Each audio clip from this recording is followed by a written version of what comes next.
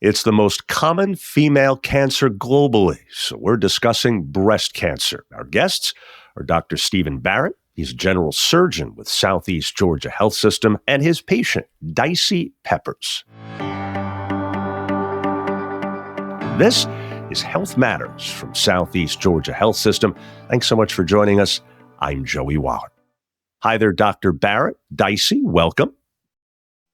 Thank you. Thank you. Hi, Joey. Hi there. Great to have you both. We appreciate the time. So first for you, Dr. Barrett, what motivated you to pursue healthcare and your specific field in the first place? Where did it all start for you? When I was 13 years old, I watched a TV show on NPR, and it was about a surgeon named Dicy A, who was a French surgeon who treated patients that had terrible congenital facial abnormalities. And I thought that was the most amazing thing that I've ever seen in my life. And so that led me down the healthcare pathway. And I know I don't do that particular surgery now, but it certainly had me very interested in performing surgery. And so I'd say that was sort of divine intervention, because I wasn't really sure what I was going to do other than that. It's interesting how many of those either doctors or others involved in healthcare, they got the itch very young, right? Yes, sir. I mean, I had no family members that were physicians. I did have some nursing providers in the family, but no doctors. So my dad was an electrical engineer, so that was very far removed from that.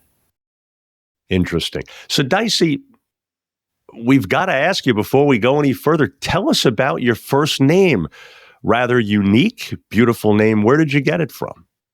Well, Joey, it is funny because I've always enjoyed the name, and at first I didn't like it because it was a teasing aspect at first. However, my mother, she was in college and she had a friend her name was Dicy, and she just thought it was so beautiful. And so she named me after her friend. And I don't know much more of the story other than that. Okay, but you've come to appreciate and love the name, yes? Yes, I do. I think it fits my personality. That's great. And what first brought you to the area? Well, I work for the Transportation Security Administration, and our academy is at FLETC, the Federal Law Enforcement Training Center. So I came as an instructor in 2016 to the academy for TSA, and that's where the story started, and I've been here ever since. So Dicy, you were expecting a routine mammogram when first referred to Dr. Barrett. When was that, and what were you feeling at the time? Well, at the time, I've never missed my mammograms. So every year I would always go and get the mammogram done. However, this particular January, I went in and I was called back, and I've never been called back before. So it was a little bit upsetting, or I guess confusing as to why. And so after I was called back, then I took an ultrasound, and from the ultrasound doctor said that it's most likely it looks a little abnormal. And it was just a blessing that I was able to get with Dr. Barrett the actual day of hearing that news without having to wait to get on his roster or get an appointment with him. And what wound up being your diagnosis? Well, Dr. Barrett told me that he said, and what I loved about him was that he was very caring and understanding, but he was very direct. And he told me to prepare myself. And what it was that it was the breast cancer. At that time, I don't believe that he said the triple negative. I'm not sure. But, when you get that type of diagnosis, you hear maybe every fourth, fifth word that is said. You don't really, hone in on everything that is told to you at that time, because you're still trying to process what you just heard.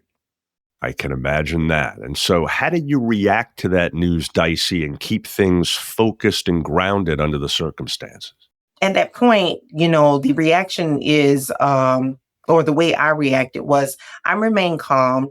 I do believe that, my eyes welled up. I began to, form tears, but I didn't go hysterical because at that time I needed to tap into my faith and allow the Lord to remind me that he's going to be there with me. So I just took what I know my faith is, and I know how strong I am in my faith. And I just took it and said, Lord, you walk with me through this because this is going to be a journey. Sounds like a level-headed, positive mindset to have in that situation, Dicy. So, Dr. Barrett, as a general surgeon, what are those first conversations like with a patient like Dicy receiving a new breast cancer diagnosis? Obviously, medical school and your training aside, it involves a human touch, doesn't it? Oh, certainly. So from the standpoint of how I personally do it, we generally try to do it in 2 visits. As Dicy sort of alluded to, that first visit is generally very shocking for the patient. So a lot of times I'll say that they hear they had breast cancer, and hopefully when they leave, they hear also that it's very treatable. So we have a brief overview of how the treatment options will be sort of laid out. We also have some educational materials that the patient leaves with that are very helpful. I send them home with a little bit of homework, as I call it, and typically they do some research at home and then sort of figure out questions they need to ask me. And so we typically see them back several days to possibly a week later, generally try to resolve all those questions and then figure out our treatment plan at that time. And speaking of which, doctor, what factors led you to recommend surgery for Dicy's case, and what actually did you do surgically? So she actually did not have surgery first off. So most ladies that get diagnosed with breast cancer in America probably do have diagnosis, surgery, then possibly chemotherapy and possibly radiation. Hers was a little bit different. She had a variant called triple negative breast cancer, which typically would be considered more aggressive. So at that point in time, we elected to get her evaluated by oncology. She had a workup and actually did chemotherapy prior to having any surgery done. And then what eventually was the surgical procedure? Well, she elected to have her breast saved. So she had breast conserving surgery with, I believe, a reshaping of the breast. So she had what's called an oncoplastic lumpectomy. And we also did a lymph node sampling, which is a standard treatment. And so, Dicy, leading up to that surgery, what was your experience like with Dr. Barrett and his staff in terms of the support, in terms of the education that you needed in order to make decisions along the way that really were affecting your life? Well, like I said, Dr. Barrett was very direct and he didn't, very transparent. His staff, they were so supportive in the way of answering any type of questions, making sure that he was advised or informed of anything that I did have a question on that he would probably need to answer. They were willing to see me at a drop of a dime. I was concerned about certain things, but the book that he talked about was a lot. It had a lot of information. And if you did your homework, as he said, you would be able to be more informed so you can make a more informed decision on what's best for you moving forward. And speaking of moving forward, how would you describe your recovery since? I can say it was awesome. It has been a journey that I can't even believe that it's been a year already. And Dr. Barrett, along with all the information from all the doctors that I have had come in contact with, I can say that it's been a educational thing. And it's definitely been a point to where I can be able to now have my testimony help others to be able to understand what's important about getting your mammogram and understanding what your body is trying to tell you. Listen to your body because it is the first to know. That's very well put, very true and very well put indeed. Right, Dr. Barrett? So tell us, doctor, from your standpoint, obviously this is a great success story, fortunately. And so Uh, what do you want people joining us to know about Dicy's recovery and the results here? I think just the fact that, number one, she's such a powerfully positive person. So her mindset, and I know she sort of said she had a tear sort of coming out, and it was amazing. She handled the bad information just like a champ. I mean, she never let it get her down. She was determined from the beginning that, okay, this is the hand up and dealt. This is what I'm going to do. I'm going to get all the information. I'm going to make the best decision for myself, but remain extraordinarily positive throughout that entire journey. And I think that's such an important thing for people to understand. There's such an emotional part of this, and that positive outlook only just improves things tremendously for the patient. And regarding that positive outlook of yours, Dicy, let's talk about that a little bit more, because thank goodness you're now in remission, which is naturally such a significant milestone in and of itself. How has that fact shaped your outlook moving forward? The fact that you tried to remain positive and it seems to have paid off, right? Yes, I think that from the beginning, once you hear something as devastating, like Dr. Barrett said, once you hear something as devastating as cancer of any sort, your mind automatically goes to this: is this the end? Will I overcome this? And, you have to put in perspective what's important. And my children and my family was very important to me, and I was going to overcome that. So the thing that I had to do was put that in my mind to know that that's the end result. And the end result is that I'm going to be here with my family. So when I believed and held on to my faith, as I said before, a scripture came to mind, Joshua 1:9, where the Lord reminded me that I do not be afraid, have courage, be courageous, be strong, and know that I'll be with you wherever you go. So not only where I go, but what I go through. And I was going to go through this, and I was not going to let this beat me. So you have to be mentally strong. You have to make sure that your mind, because if you allow it, and I never did, let me say this, I never said I had cancer. I always said that I was diagnosed with cancer, because the diagnosis is something that I can beat. But if I allow it to become a part of me and say that I have it, then that's something that has control over me. And I was not going to allow that to happen. How about this, Dicy? You've actually mentored women through your organization called Wonders of Womanhood. So how has this journey shaped or strengthened that mission of yours? Well, in my organization, I tried to get the women to understand more on a professional level. So it was more like leadership and getting them prepared for supervisory training and stuff like that. But once I became diagnosed with this, it took another turn, and it added on a level of understanding that you not only need to take care of yourself and take charge of yourself at work, but you also need to take charge of yourself, your mind, your body, your soul, spiritually and mentally. So it added a level of understanding that you're not just who you are at work, you're who you are as a whole. Also, Dicy, you touched on this somewhat earlier, but to pick up on it a bit, what do you want other women joining us, especially those who may not get annual screenings or checkups as you have, to take away from your story? Those who may be fearful or may be procrastinating or whatever the case may be.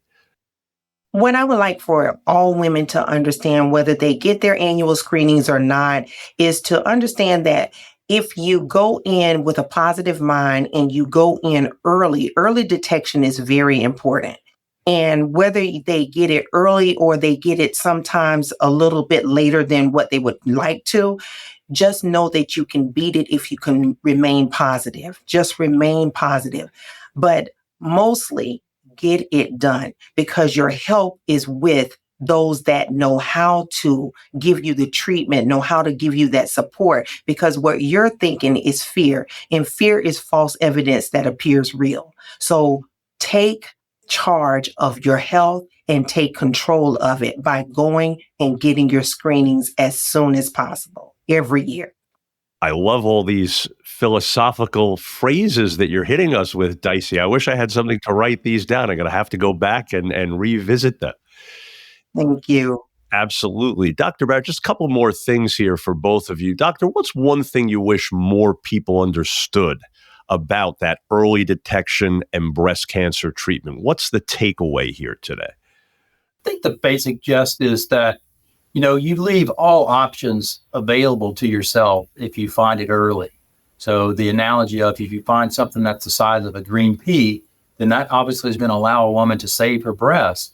If you find something the size of a softball in your breast, that may very severely limit your options to save your breast. So you may have eliminated that possibility for yourself. So early detection, in addition to that, what I just mentioned was that the chances of needing chemotherapy probably go way down if you find it at a much smaller state, further along.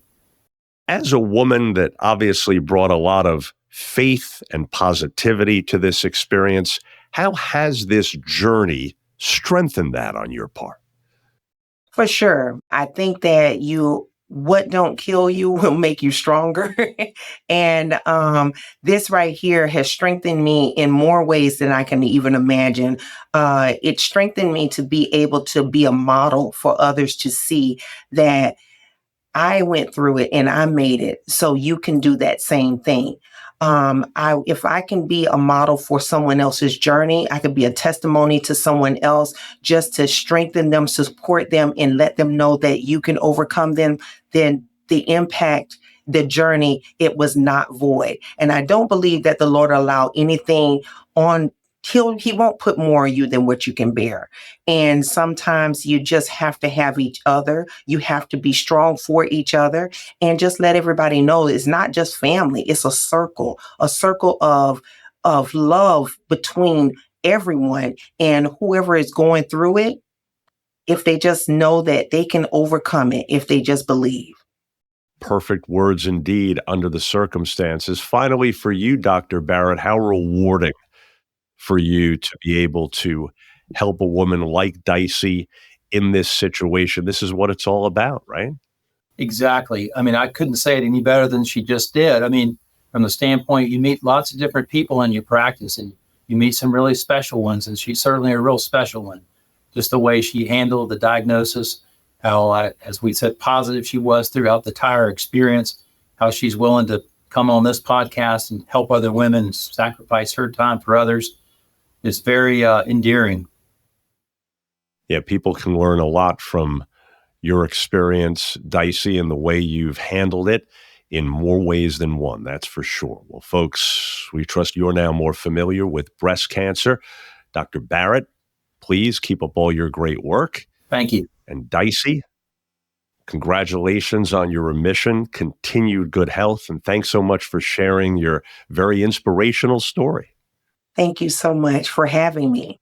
Absolutely. And for more information, folks, please visit sghs.org/breast-health. If you found this podcast helpful, please do share it on your social media.